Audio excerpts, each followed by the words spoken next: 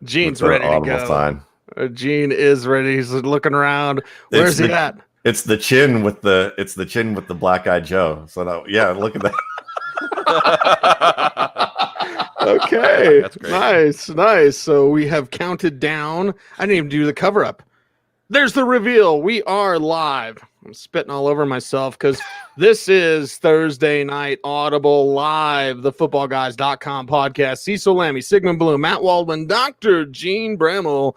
The gang is all here to discuss everything that's going on in the National Football League. This is a big week. It's a stressful week. It's a hot week, and we've got a game going on right now that took a turn before halftime. Bears and Buccaneers. Sigmund Bloom with the game update. Yeah, this has been an interesting one because 2/3 of the way into the first half, Nick Foles was playing badly. You're starting to think, Mitchell Trubisky, maybe? Do we just give it another look? There was an interception that Foles threw that was a back shoulder to Allen Robinson that was more on Robinson than Foles, and a good play by Carlton Davis, who also got turned around badly, stuck his feet in the mud against Darnell Mooney, but Foles was nowhere in the same zip code as Mooney. Could have been a long touchdown. So that's part of how Foles got off to a poor start. Allen Robinson's doing okay statistically. Dave Montgomery got a rushing touchdown, first one of the year for the Bears. He's got a few yards on receptions, but of course the Bucs' run defense is going to be pretty tough, seeing some Cordell Patterson carries. But you saw Brady and the Bucs in control. Mike Evans is not 100%. Did get it on this one. You also saw in this game Tyler Johnson looking really good. Maybe even the primary receiver tonight, much more prominent than Scotty Miller, who came in a little banged up. Tanner Hudson, not much Rob Gronkowski, not much Cameron, a lot of Tanner Hudson targets, including one where Brady his non-throwing arm, left arm got grabbed, or could have been a touchdown to Tanner Hudson. We've also seen Keyshawn Vaughn gets a target, gets blown up, goes to the locker room, and that's what sets up the Bears. Could have been a Robert Quinn touchdown. Also, Ronald Jones caught one on the ground that could have been a touchdown if they hadn't called it a drop, but they reversed it. That sets up the 1-yard touchdown for 2-yard touchdown for Mike Evans. And then it's Jimmy Graham right before the break with a man catch, a one-arm catch while his other arm is being held. And the Bears are in the lead. It doesn't feel like the Bears have been the better team going into the locker room. Certainly down here in New Orleans, they like that first half, Cecil. All right, Sigmund, check your internet connection because you're getting a little choppy. A little less choppy there now. Okay. So, I don't know, closing those tabs. Let's open some tabs with Dr. Jene Bramel and dude, Broncos game postponed till Monday. Do we have an official thing on Bills Titans yet? I guess I hate to do this to you, Dr. Jene, but it's kind of what we're in. What's the COVID update for the NFL today? I don't know. It's hard to keep up with the COVID updates, what players and which teams are playing when. I think one game got moved to Monday. Another one's likely to be played Tuesday. Waiting to see exactly what may happen with the rest. Discussions about whether or not some teams are going to play and whether or not, I don't know, the Titans are going to have enough players to play, period. So hard to know. Thankfully, I don't think we're hearing from any teams about any players that are seriously ill with severe symptoms or who may have a symptom that could keep them out long term. Hopefully that'll continue. So I think, this is going to be a day-to-day situation. We've said this from throughout the summer that expect at some point we're going to run into some positive tests and it's going to throw the league into a little bit of chaos from day to day and week to week. And that's where we are now. Hopefully, we're able to get some of the protocols straightened back up and have players and teams follow along as best we can so that this isn't an every week situation, as I suspect, unfortunately, may become. All right, let's try this again. Sorry, folks. Gene, Michael Thomas is going to be a Monday night start, if at all. So should we expect to have him for Monday night, or should we be looking elsewhere? I don't know. It's a tough call because I feel like last week they did a lot of limited practice with him with the thought that maybe they were going to start to get him back through the reconditioning process so that he was ready to play on Monday night this week. But there's been a lot of undercurrent of discussion that Thomas may use the bye week to get healthy. And the Saints have been cautious with him from the beginning. You could see that is similar to what we saw Devontae Adams last weekend. Maybe New Orleans says, okay, we know we're going to make the these next 2 weeks are going to get you right. So, and unless you can get back to a full practice and do everything that you need to do, maybe we'll hold you out. But the Saints have not been talking about injuries. There's not a lot from the local and national media about him. We've heard from the beginning every week, well, maybe he's got a chance to play, and then he's ruled out on Friday. So I think we're waiting for practice participation Friday into Saturday. I don't think Thomas is likely to be ruled out on Saturday morning. Could be proven wrong about that if these next couple days of practice don't go well. But I think this is going to be a game time decision. I'm kind of leaning more towards doubtful than probable right now, but that could change in a hurry if Thomas does a little bit more in practice on Friday and Saturday. Let's talk about Julio Jones and Lamar Jackson. What do we have going on with those two I guys? think there's too much going on with Lamar Jackson. Excuse me. Sounds like. Yeah, I'm sorry. No, go ahead. You want to Anyway. talk about? I want to talk about the other Ridley. two guys, not Lamar. I was actually thinking about Jones and Ridley. Yeah. Well, I think, we'll talk about Jackson too, because I think that's something that lots of folks are going to be interested in. I don't think the knee injury is a big deal. There didn't seem to be anything that was limiting him during the game. They weren't all that concerned about him not being in practice on Wednesday. Thursday's missed practice was due to illness. So, and then Adam Schefter once again said, kind of back-to-back days, neither one of these things are expected to be a concern. It sounds like some sort of stomach bug that Jackson is dealing with rather than any concern for COVID or beyond. So barring something unexpected on Friday, you can expect Jackson to play and probably see his usual playing time and everything else that he would ordinarily be able to do. Julio Jones, we've said this many times over the years. He wants to play through nagging injuries. Sometimes he's effective in doing so, but he will tell you that if he doesn't feel comfortable and confident in himself, that maybe he's not going to be the same player he was. And we knew that going into last week. He said he wasn't all the way there yet. The Falcons trusted him to go out there and play, knowing that he wasn't fully healthy yet, and unfortunately suffered another aggravation. The last time this happened, back in week 2, he didn't play in week 3, and he was struggling in week 4. So there's no reason to suspect that he's any healthier now than he was leading into that week 3 game that he missed. Dan Quinn even said today that Jones is going to have to do something to prove that he's healthy enough to play before we get there. And Jones has missed practice before, but this is a different situation. This is the second time that he's aggravated this injury. This isn't just load management, so to speak, as what the Seahawks are putting on all their players right now. So I'm not expecting Jones to play. Ridley, I was a little bit concerned about last week when you watched some of the videos of him at practice. Didn't look like he was particularly comfortable on some of his routes, but the individual drills that we saw today that were posted on Twitter looked fine. And Ridley's been listed with 4 separate things. The 2 ailments he was listed with last week, the ankle and the calf, are not included on this week's report. This is a thigh and I think a knee issue or something like that. I can't remember what the others, something or other, but he looked very good today. So I'm expecting him to play. I think last week was good cornerback play. The Falcons offense not clicking in the same way that maybe it had in the past as far as getting Ridley the targets that he's had before, and maybe the opponents realizing that Ridley was going to be the primary option with Jones not as healthy as he could be. So Ridley should be fine. I don't expect Jones to play. It is the Audible Live here. We're making our rounds with Dr. Jene Bramel, going over everything. And we have some rules for the Audible drinking game that we'll get to. Greg asking about that. But we also have our guy, Francis, that was asking, hey, Doc, any thoughts on Mike Williams' hamstring? Not MT or Julio level interesting, but kind of excited for him with Justin Herbert starting. And Anthony Lynn saying today, Justin Herbert's the guy. Doesn't even matter if Tyrod Taylor is healthy. So let's get a little Mike Williams love in here. Yeah, I don't think Mike Williams is looking particularly good at this point. He's got a Monday night game, so this may go on a little bit longer. But missed last week's game, didn't practice at all. Not practicing on Thursday leading into a Monday night game is not particularly reassuring.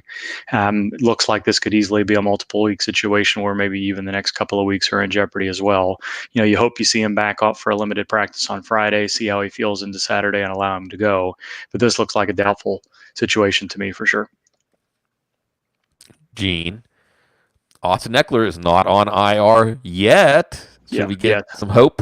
No, this is going to be a 6 to 8 week situation. This is just pretty much. I mean, this is procedural.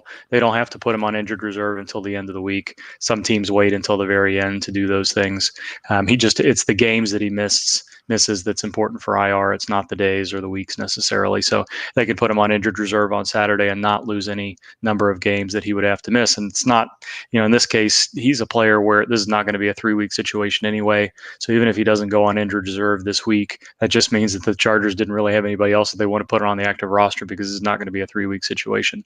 Everything we've heard about the hamstring makes it sound like a higher grade injury, which is kind of in the 4 to 6 week range. And there is a little bit of a knee situation there. And all they're saying is a hyperextension of that knee. And that generally means, especially if the hamstring is involved, that means PCL, which could be, kind of a nebulous recovery there as well. So the 6 to 8 weeks that we're hearing on Eckler is probably accurate. Whether he goes on injured reserve this week or next week is probably not of major concern, but that's where he's headed.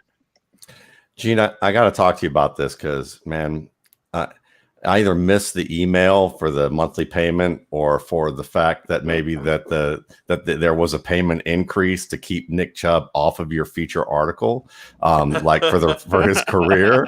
So I was just hoping that maybe next time, can I give a phone number or something for you got your call center to call me up and let me know in advance so that I can make sure I'm on time with my payment? And how long is this going to last?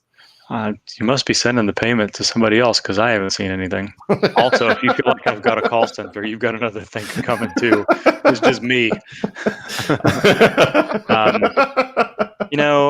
It's this unfortunate. Chubb, you could tell he was in pain right away. It didn't seem like a particularly violent situation, but when you get that knee crossed up in that way, I think we should just be happy that it's an MCL only. This isn't the knee that he tore up in college, thankfully, as well, but it's going to be something that takes a few weeks to get over. When you hear a high-grade injury like that, it means essentially a complete tear.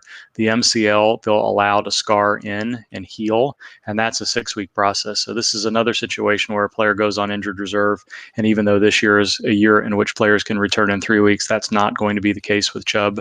I don't think this is going to be a long-term injury. Even those higher-grade MCL injuries don't necessarily cause players long-term issue unless there's some sort of cartilage thing that we're not aware of in that knee. So I think, down the stretch run, by the time we get to week 10, 11, and then hopefully through your fantasy playoff weeks, that Chubb is going to be effective by then. Now we got the chat room asking what's on your bookshelf, Gene. Okay. So I told him about the talking Dr. Krieger doll that I got you from Archer years ago. Right. There you go. So it is a Broncos show. And because of that game delay, are we going to see Cam Newton this week? And again, another day to get another negative test for Cam? Is that a possibility? Now, I will let everybody know. Breaking news, the Broncos are prepared for Cam. They've spent time with everybody, but they've mostly prepared for Cam this week. By it moving back a day, does that mean Cam could play?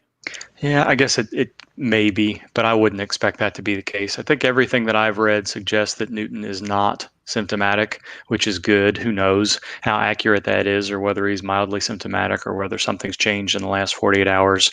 But a confirmed positive, it's going to be unlikely for that player to test negative within any sort of window, because the way that those tests are run, we're looking for small fragments of DNA, and sometimes a player who's no longer infectious can test positive. So I think there are contingencies in place for, so many number of days without symptoms before they can return, regardless of test results. But I don't think that's going to be within a 5 to 7 day period. I think that would be closer to the 10-day situation. So if by some chance they get a couple of negative tests, maybe.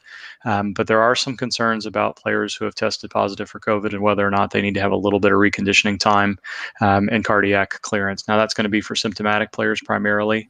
But we'll see. Hopefully that's the case, that Newton proves not to be symptomatic. But I think week 6 is much more likely than week 5 for him.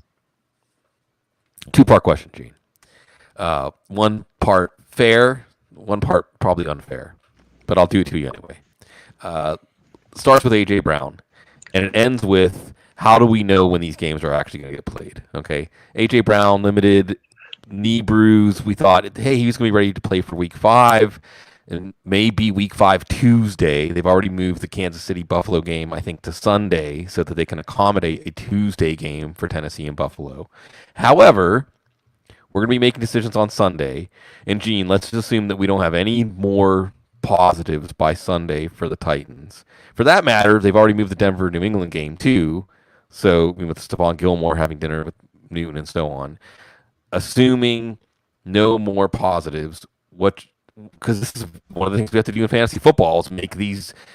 We don't know all the variables, but we have to still make a decision. And basically, the decision people have with this potential Tuesday game with Buffalo and Tennessee is, take the sure points on Sunday or maybe Monday night or Monday early with the Denver New England game, or wait. So one part of this variable, Gene, is what are the chances the Buffalo Tennessee are going to go off on Tuesday if there's no more positives from Tennessee?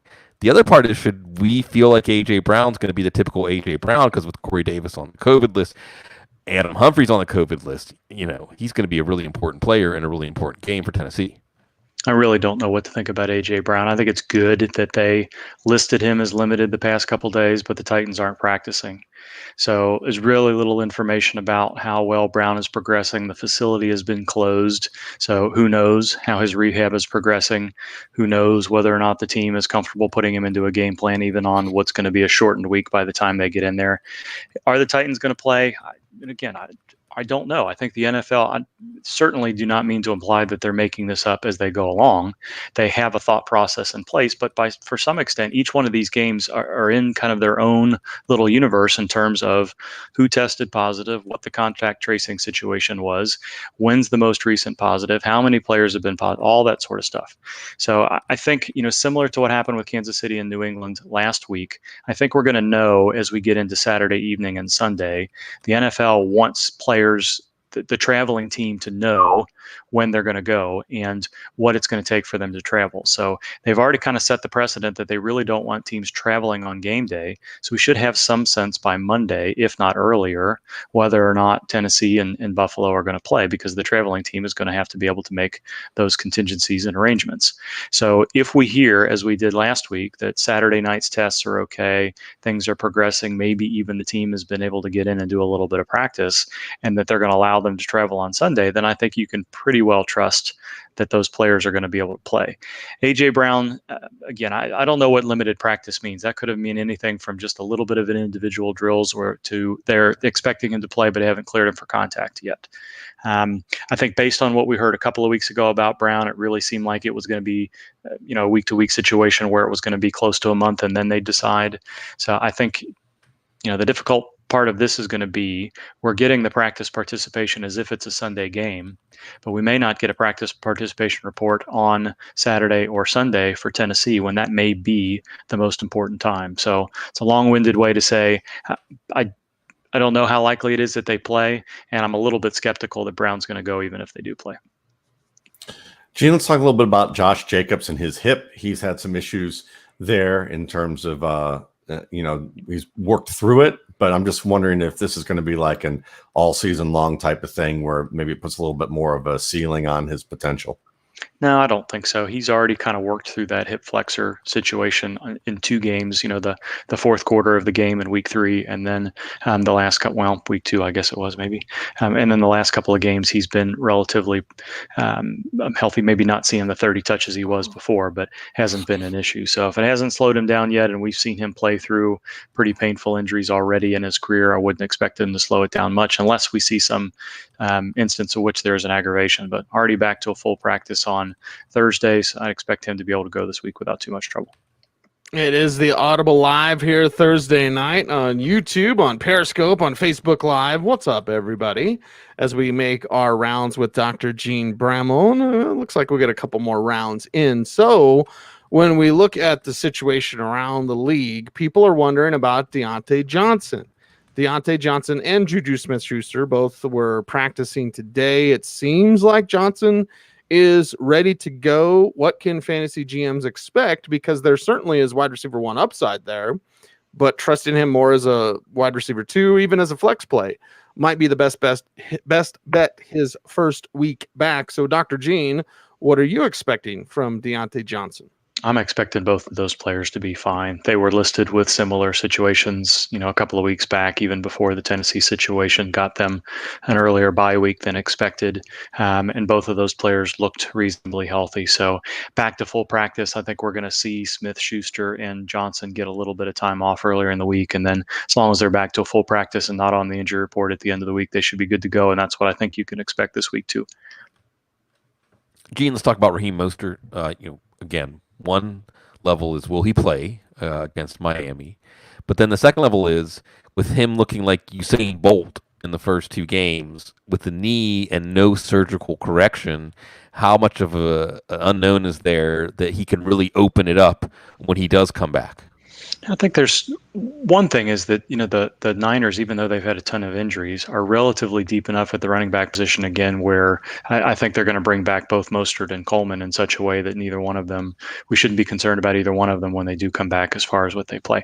I wrote on Wednesday night that I thought he was likely to be inactive because Kyle Shanahan had told reporters earlier in the week that, there were certain things that Mostert had to do, and he just wasn't optimistic that he'd be able to pass those tests in time to play this week. Whereas after Thursday's practice, there were a lot of observers that said Mostert was looking fine, good explosion, looked decent cutting, and you would think that those would be the tests that Mostert would have to pass, both in his own mind and for the coaches to prove that he could be part of the game plan. So I've kind of changed my tone to leaning doubtful to maybe leaning probable. We'll see whether or not Friday's practice and the media reports afterwards are suggestive that he's going to be able to play.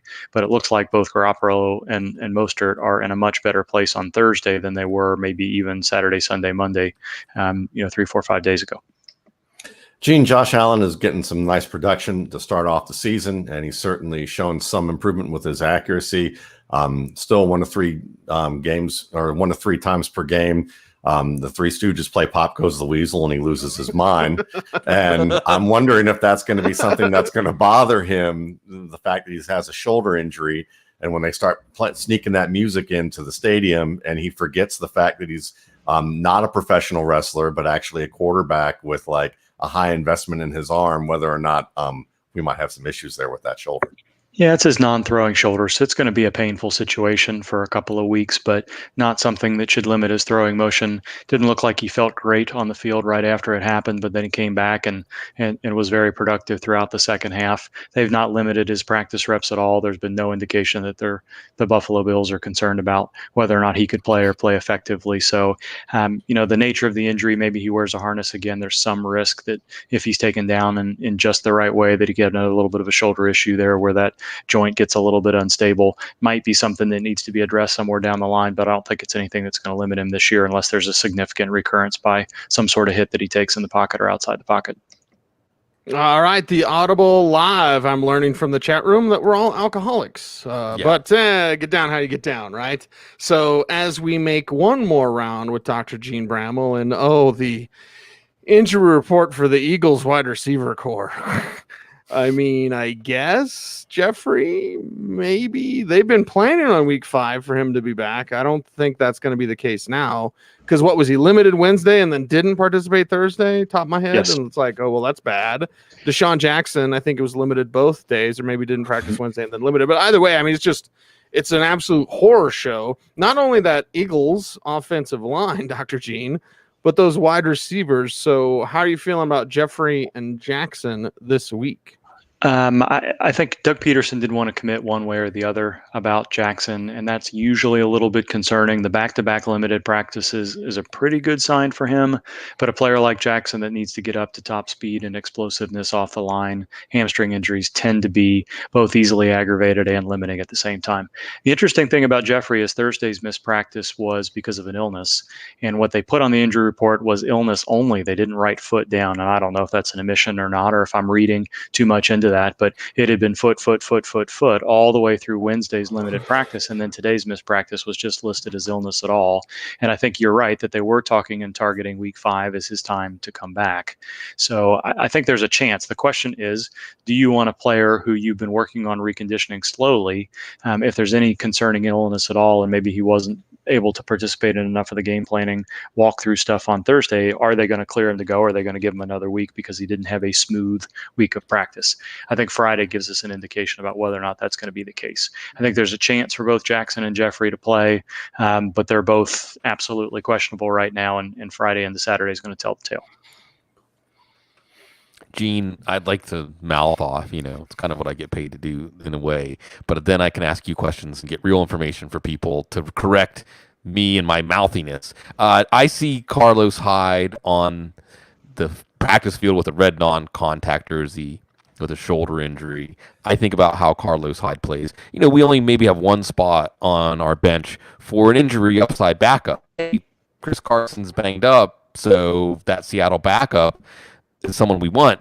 But then I think about Carlos Hyde having a shoulder injury and the way he runs, that he can't possibly stay healthy for the rest of the year, especially if he's put in a position to get 20 carries. Am I jumping to conclusions here? Maybe a little, but no, I generally don't think so. I feel like it's relatively easy to read Pete Carroll in most situations. I know a lot of people don't necessarily think that with injuries and what have you, but the Carlos Hyde situation was one of those times where there might have been some misleading information, or they might have expected him to be able to recover by the end of the week and didn't. He was kind of termed as having a banged up shoulder. They just didn't want him to take contact. Didn't sound like they were too concerned. And then Friday into Saturday night, the beat writers were, maybe they knew a little bit more than what they were letting on earlier in the week, and it started to become evident that Hyde was probably going to be inactive, and then that's what happened.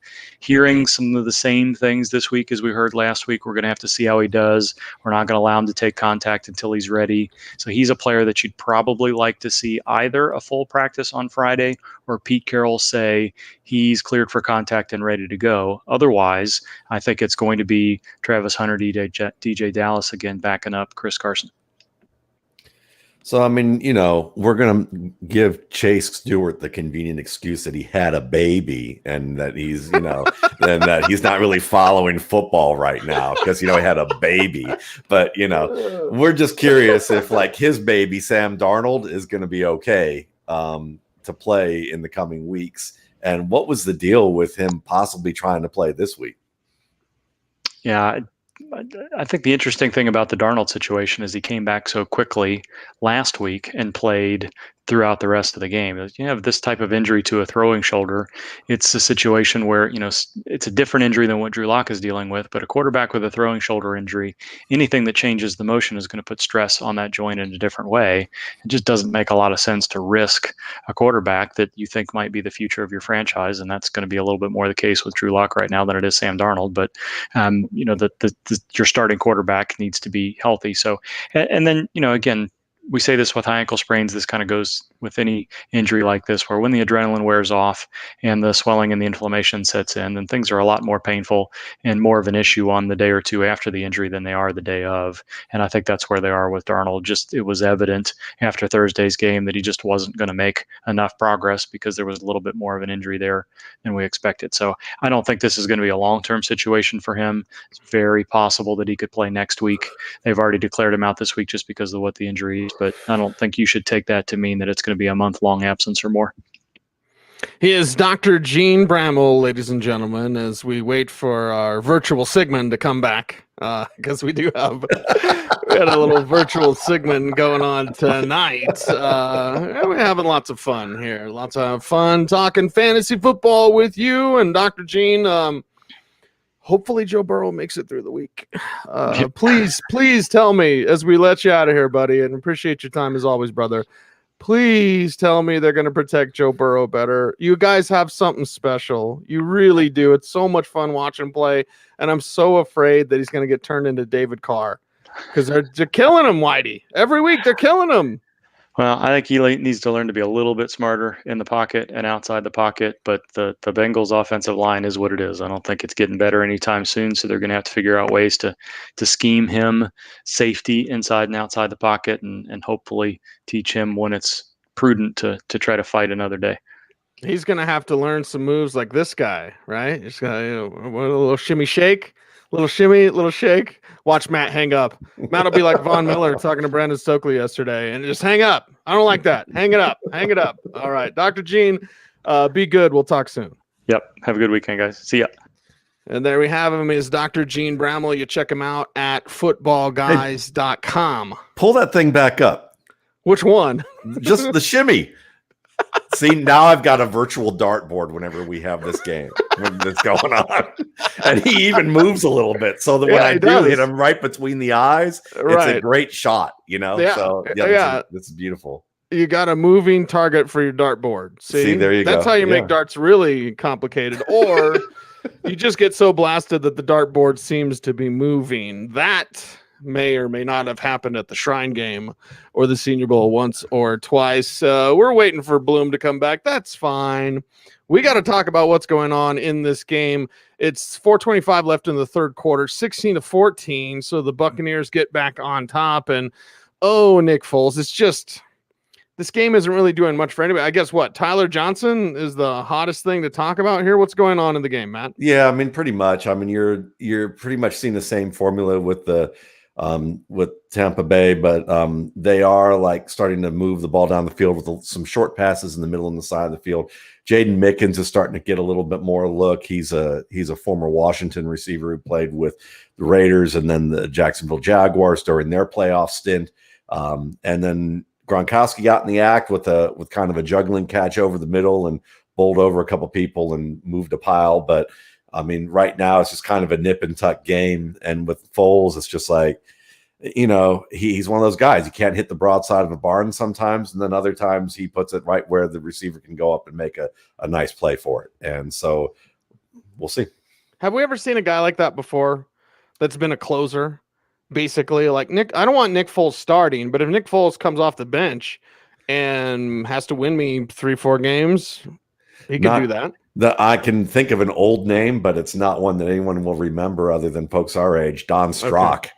Oh, okay. There you go. Dan Marino's closer. That would be about it. But I can't read that, or Gary Danielson when he got older. Before he went to TV and after he was the interception machine with the Detroit Lions. Right. So when he was in Cleveland, he was kind of a closer there too. Okay. So, well, we got a couple of different guys going on. Our virtual Sigmund tour is back as virtual Sigmund comes back. That was a great graphic. Did Five-ish make that one too, Bloom? If he didn't, it's still a good excuse to bring up all the good things he did for us. And I'm sorry if she's letting us down out there, letting me down. I appreciate your patience. It's all good. It's all good. We got a game update in. We are ready to go, but we had the chat room ask this earlier, fellas. I'll see if I can scroll back and find it. Besides our man, pot stoner degenerate, Jason gets to Shrine Game Bong Rip. So there you go. That was for you, buddy. But it was about this COVID moving the games back. Monday, Broncos, Patriots, and then Tuesday, maybe Bills, Titans, maybe. I understand a lot of fantasy GMs, guys. They are like, these are the rules. I want to know the rules beforehand.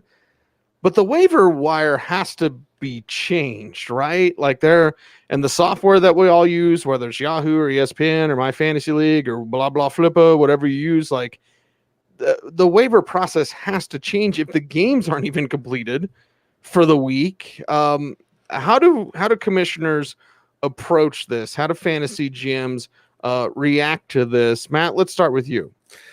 Well, I mean, I think it just depends on also how serious your league is. If you kind of get the tenor, as a commissioner, if you kind of get the tenor of what the league is, then maybe you kind of roll with the punches in terms of what the sites will do. If you're not happy with that kind of scenario, then probably your commissioner might deserve a little bit of a tip this year. And you might want to agree to that so that they do the extra work, such as maybe manually keep track of submissions for the waiver wire earlier, and then they go back and input that stuff in so that they're ahead of whatever's going on with the site. And then they can communicate that through email or chat or whatever form of communication that you guys are using. But I would say, this would be a good year that if you have a good commissioner, show them a little love, maybe give them a little bit of commissioner fee just as a thank you. Most of them will probably turn it down, but still it's just showing that person's doing the extra work for to keep things in order. And I think that that's worthwhile because it can be a thankless task. And I think for some people, they're trying to help. And then everybody's basically, you're always going to have like 3 or 4 people complain about some sort of rule, Right. That you're just like, I'm just trying to offer solutions. What are you trying to do? Okay, Brandon says in the chat room, Bloom, that MFL is rolling back the waiver date automatically, is what he says. Yeah. So how are you handling this? Yeah, MFL is probably going to be one of the best interfaces, and it's eminently customizable. And I also think that MFL pretty consistently doesn't allow you to pick up players after their game is kicked off. I'm sure they can put something in there. So you could have your Tuesday waiver run, and we actually have that in our IDP league, our Football Guys Dynasty IDP league, and you just can't pick up players from Buffalo or Tennessee, and so no harm, no foul. I think that there's a lot of Matt laid a good landscape out where, in some leagues, if it's serious, then you might say no rule changes during the season. The rules we started with are the rules we go in with. And I might have drafted differently. I might have operated differently if I had known these were going to be the rules. In more casual leagues, you have the opportunity to say, well, we used to do waivers on Tuesday, now we're going to do them on Wednesday. Or any week that we didn't do them, that there's no game, the games aren't finished, then we'll do them Wednesday. But the league software also might be a bit inflexible. So I think the bottom line is what Matt said. And since I know I made this point earlier on the show, we should just really appreciate commissioners. And in general, all the people in our society that are saying, well, somebody's got to decide how to go forward, even though things aren't how we expect. We have to have some sort of plan. And there's a lot of people saying, I'll take the heat, but to make sure everybody feels okay, that's harder and harder these days. And our commissioners are allowing our league to keep going. Well, go ahead, Matt. Just quick question based on what Bloom just mentioned. How can you tell that there's someone, prospective fantasy GM, that you don't want in your league? When they start bitching about this kind of stuff. That, or when you say, or when you suggest MFL and they go, oh, it's just so old and ugly looking. It's so ugly. Yeah. When they do that, I don't want to be in a league with someone like that because MFL is the best thing out there. So that's my own thought about it. So if anybody's like, oh, and they whine about that, I'm like, I want to be in a league with you. Yeah. Enough, buddy. I'll say this. If you're bitching about that and your commissioner is actually trying to do good things, right? Because there's bad commissioners, right? Just like there's good and bad of everything. But like, seriously, we got this pandemic going on. We got people still not working. We got people who are dying. We got all this stress and drama in the real world. We're trying to use fantasy football as a breakaway. We're trying to use fantasy football as a distraction. And you're going to bitch about that? Like, seriously, get some perspective in your life and just have a little appreciation. I don't know about you guys, but just every week there's games. I'm just like, thank God there's games, Right. because it could all go away. Yeah. It could all be done. We could have a canceled NFL season. Oh crap, Tennessee, they practice everywhere, like whatever. Like, and I know there's the meme floating around, like, not remember the Titans, but F the Titans. Sorry, Joe. Okay, yeah, this could all be done. Yeah. This could all be wrapped up. Like, I think a little appreciation for commissioners, for just our fellow man, I think is kind of called into order. Bloom, I know you agree. Yeah, absolutely. And I think that, Dr. Keene's not here, but he's another person that I just know he's taking that weight on his shoulders, responsibility for his community, and coming up with the best answer, even when we don't know what the best answer is, because somebody has to say, I'll make the call and I'll take the weight, I'll take the heat, and I'll be there to clean up the mess, whatever happens next, because I'm taking responsibility for this. It is an Audible Live here as we're going through. Matt, super quick, because I know some people with the waiver wire might actually be looking at Tyler Johnson and going, okay, wait a second. Well, what's going on here? We've seen a little bit. We've flashed a little bit here for Tampa Bay. It's 16-14 right now. Tyler Johnson leading the way, 4 for 61. Of course, we know no Chris Godwin tonight. And in Minnesota, the guy had some game What are your thoughts on the Bucks' 5th round pick? Well, I mean, obviously we all heard he wasn't in shape when he first started in the off season, and Bruce Arians pointed that out, just saying that he had that typical rookie oh wow moment pretty much every day the first 2 weeks of practice to show how woefully unconditioned he was compared to the pros. But it wasn't a slacker type of thing. It was just kind of more of a rookie, like, you don't know what you've gotten yourself into, son, type of thing. And now when we're watching him on the field, I mean, he looks like he's basically playing. Basically playing like he doesn't know any better. Like he doesn't realize he's a rookie right now.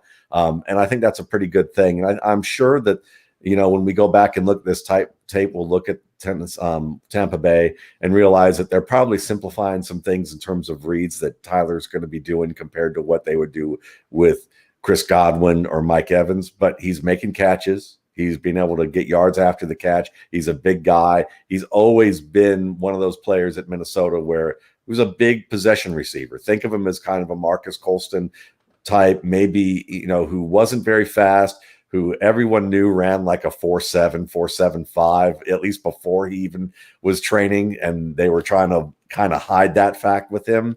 But he can go win the ball. He's a good route runner. He's good in tight coverage. He's technically very sound, and he plays with an edge. And you can see that. So he's one of those guys. I mean, maybe you look at him and say he's like a Stevie Johnson kind of wannabe type of player who's not all that fast, but, has other aspects to his game that can shine through. Bloom, now this one comes through from Matthew. He said, I'd pay good money to hear Arians on the couch with Sig. And that's the thing, dude. I know I watch Mr. Joe Rogan, like every day, and you probably don't. But if we set up your On the Couch podcast, like Joe Rogan, guys sit around, rip bong loads, and just talk about whatever, no script, but you go for the big star. Not that anyone who's on the couch is not a big star, but get me Bruce Arians on the couch, dude. I've never done weed in my life. I would rip a bong load to that. Yeah. I was going to say that's basically what On the Couch is already. I mean, I can't speak for the other people on the couch. No, I think that Bruce Arians, what we like about him is he's a straight shooter. One of the other things you like about Bruce Arians. Did you ever call Dodds Bruce? I've asked him about that. We needed to have him as Arians for Halloween. He always did Elmo, though. This is how you know David Dodd's got a good soul, because he gives out full-size candy bars on Halloween. Yeah. And that's all you need. Because you remember what a full-size candy is like, because Halloween's coming up here. It's going to be a little different. But yeah, Arians, the other thing about Arians is, there's some people that seem like they're just football. Like Chip Kelly or something like that. Not Bill Belichick. Bill Belichick, I think, has some layers to him. And there are definitely layers to Bruce Arians. So, but of course, we'd have to start talking about the Steelers and Ben Roethlisberger and the organization, because he should have been with the Steelers organization. And that's where we would start, and then we would see where it would go. Okay. Shower Bear has a great question from the chat room. This may be off topic, but I'd love to hear what y'all's Sunday routine is. Matt, you've got the blackboard behind you. You've got multiple TVs. You've got a nice setup. Your Sunday routine for because we're all trying to get ahead. I know I try to use Sunday to cheat on Monday and Tuesday, because Monday and Tuesday is where I'll watch Game Pass and watch the coach's film. I try to cheat ahead of time, usually with Red Zone when I'm not on air. But Matt, what do you do? Well, I mean, Sunday is my busiest day of the week, mainly because I'm literally watching football from about 1 o'clock in the afternoon, game after game, until about 2 or 3 in the morning. And then I get up and do it as soon as I can get enough sleep until about 2 or 3. And then I write the top 10. So literally, Sunday morning, and because I'm watching a lot of film like the All 22 and coaches tape and college tape throughout the week and writing articles, I need a little mental health time now these days.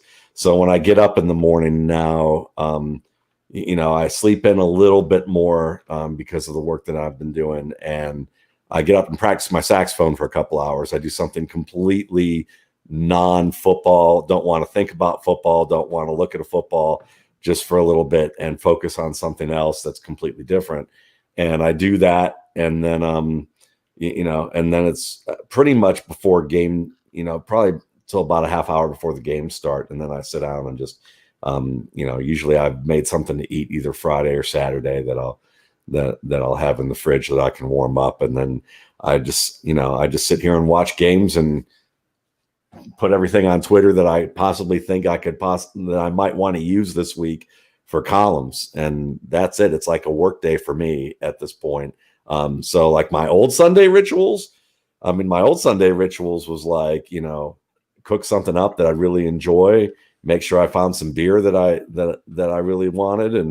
And I'd hang out with a friend of mine and we'd get a synthesizer out that had like explosions, like the aerial explosion of the bomb dropping. And then whenever like James Jett would we would just time James Jett going deep. And when he didn't catch it, we'd have something else and we'd have another sound effect and we'd just sit there and goof off and do stuff like that while we watch games all day. Or I'd play in fantasy leagues with people where we'd go shopping and like we'd go shopping that morning to the grocery store and talk a bunch of trash because we were playing each other, and we'd cook up and eat a ton of food and drink a ton. And then whoever won didn't have to pay for it. The other person had to pay for it. So that's what I used to do before all of this.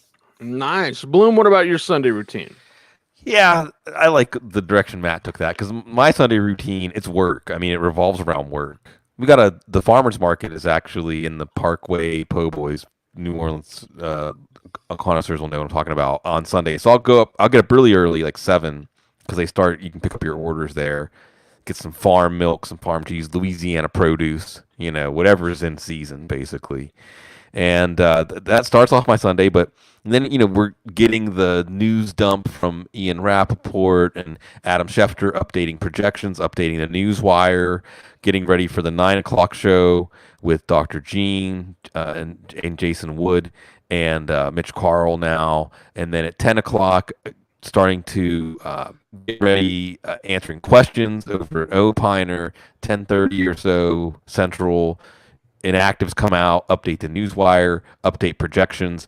Maybe somewhere in there, check my lineups. Maybe somewhere in there, see if I don't have anybody like hanging out there that shouldn't be in there. Make a last-second transaction that I'll regret. And then just get ready. And while we're watching the games, we've got one sheet open, sees where I'm taking notes for our recap show.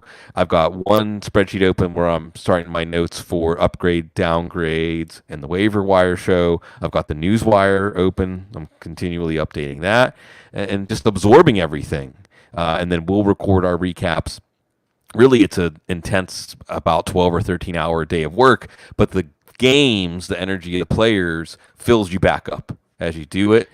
But I like Matt's reminiscing because I'll mention John Gettig, a good friend of mine who was as passionate about football as I was, and I would just head out to his place when Sunday Ticket was still a pretty new thing. And same thing, food. What is it about football and gluttony? I don't know what it is. Because, I mean, the Super Bowl, 4th of July is not the real American holiday. It's the Super Bowl. I mean, that's our celebration of Americanness. And it's gluttony. It's always gluttony. But yeah, it's absolutely like getting yourself into almost a diabetic coma with, you might start with like donuts or who knows what, and somewhere in there to be something fried or pizza or something, and any number of things grazing his basset hound. Pugsley would be around for anything that we drop on the floor. And, we would just let it all wash over us. And at the end of the day, just feel that sense. There's a Bukowski story about when he was 13 or 14 and they went to the air show and, they snuck under the bleachers and tried to look up girls' dresses, and they saw a plane crash, and, they did all kinds of like hooliganism. And on the way home, he said it felt like life was quite a thing. And, that's the end of a football Sunday. Life is quite a thing to get to feel that exhaustion and energy and everything that you experience just in one day. The Audible is quite a thing. It's Cecil Lammey, Sigmund Bloom, and Matt Waldman. Matt, your thoughts on your Browns now and Dearness Johnson working as a flex play for fantasy GMs? Obviously, you're going to start Kareem Hunt as an RB1, but what can Dearness Johnson do in this Stefanski offense? Well, it's interesting since he was working on a mahi boat, like before he ended up getting this opportunity, that he was really a scat back, a straight line-ish back out of USF, who could catch the football. And he had he had some opportunities with Cleveland early on, and he's worked his way into that position. Obviously, he's continued to learn. Honestly, I mean, I think the real answer is that this offensive line has become good enough that you can run by numbers, basically. As you know, Darren McFadden might not even get lost behind this offensive line. Wow. And that's pretty darn good. Because he had to stop and ask for directions with the Cowboys line a little while back. But when you look at this team, it really is going to come down to Baker Mayfield. I didn't think that was going to break you up so much, but it took a while to hit, man. It was like a fine wine, like a fine box of wine. There you go. It was there, and then when it hit, it was like, oh my god, that's good. but seriously, I mean, like the line's playing so good that it's really about, can Baker Mayfield continue to throw the ball accurately? Can they, if they're in favorable down and distance situations, he likely will. Now we got to remember the Cowboys absolutely are awful on defense. I mean, that was the worst defense they faced by far this year. So when defenses are able to make Baker Mayfield work and say, step up in the pocket, he's going to be like that little kid who's never actually dived off the diving board before, because that's something that he doesn't really do. But he's getting better in terms of staying in the pocket at times. The Bengals game was an encouraging thing, and there's been encouraging signs with him in terms of game management. But there are going to be more tests for that team in terms of it, in terms of how Baker does. And as long as Baker doesn't majorly screw this up, the Browns could be a wild card contender this year. One of our best guys in the chat room, K1, says Matt plays that good Kenny G, girl. Yeah, no? the good Kenny G, Kenny Garrett. Because no, not the other one. Not the other one. Well, chat room's going a little crazy here with this game, Bloom. Let's get a game update here. Yeah, Nick Foles makes some throws mainly to Al Robinson. You see them getting to the Tampa side of the field. He takes a sack, so for a field goal. So 17-16, a nip and tuck affair between two 3-1 teams. Just doesn't feel like teams playing up to their best, though. Someone's got to win. And I think the Bears should be thrilled to be in this game, and if they can win this game, to be 4-1. And really, I don't feel like they played a good game end to end all season. You know, they had a miracle comeback against Atlanta. They beat the Giants in the game that Saquon Barkley got hurt. You know, which is, they should be even given 24 hours to go into mourning for that. They had a miracle comeback against Detroit. And then this game where Tampa, looks half awake, but 4-1 is 4-1, and they'll take it. Nick Foles kind of looks like a male version of my Aunt Karen, or that, or Napoleon Dynamite. I can't really decide which Napoleon Dynamite. Yeah, but is Aunt Karen a Karen, or is she a regular Karen? She's a regular Karen. She's not a Karen. No, not really. She's okay. She's a bit of all right. She's all right. I do like our chat room now, like hypothesizing. Brandon says, I picture Matt eating a mixing bowl size bowl of cereal while watching the 1 p.m. games. Yeah, man. You totally got it. That was me. That was oversized totally me. Cereal, man. That's what was in the bowl. Oh, cereal for sure. It was cereal. What are your go-to Lucky brands? Charms. Oh no, I was an old man before I was even a young man. Grape nuts? So like stuff like, I liked Product 19 when I was a little kid. Product 19 was good. I actually liked Product 19. Special I liked K? Cheerios, Product 19 Total. What else did I like? Raisin Matt will Bran. get wild and Now, do Honey Nut Cheerios once in a while. Yeah, occasionally I did like Cocoa Puffs and Smack'ems, like Dig 'em. Sugar Smacks were my thing, and Alphabet. Was it Alphabets? Yeah, Alphabet. Yeah, those were pretty good, but I kind of quit those by the time I was about 11 or 12, and I was like on the 50-year-old man trip at that point. By the way, Matthew says Cease wakes up and he's ear consumed at least 2 Coheed CDs by 10 a.m. That's pretty close to being correct, because when I go to the studio, I'll listen to some Coheed, and I feel like the dad in Christmas Story. It's a major accomplishment, because it's a major accomplishment that Coheed and Cambria follow me on Twitter. Eric Stoner's jealous. Yeah.